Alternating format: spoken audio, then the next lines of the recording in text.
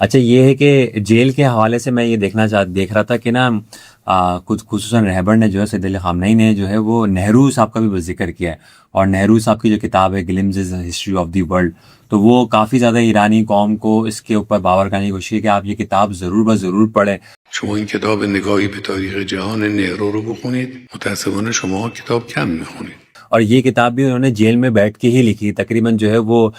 13 साल की थी जब ये इंदिरा और जो है वो उनको जेल में बैठ के उनको उन्होंने कहा कि मैं तुम्हें जो हूँ वो ज़र तो नहीं दे सकता, माल तो नहीं दे सकता, लिबास तो नहीं दे सकता, कोई खाना तो नहीं दे सकता, लेकिन मैं तुम्हें जो है मादी ग़िज़ा तो नहीं दे सकता, लेकिन मैं इल्मी और रूहानी ग़िज़ा ज़रूर दे सकता हूँ। वो ये है कि तारीख़ आलम पर एक नज़र। तो ये उसको पूरी किताब है और खुद ख़ामनेई साहब की उसमें तकरीर भी मौजूद है और कई बार जो है उन्होंने इस किताब का जिक्र किया और खुसूसन इंडिया वाले इसको शेयर कर रहे थे कि यार देखो हमारी जो किताब है जो है वो एक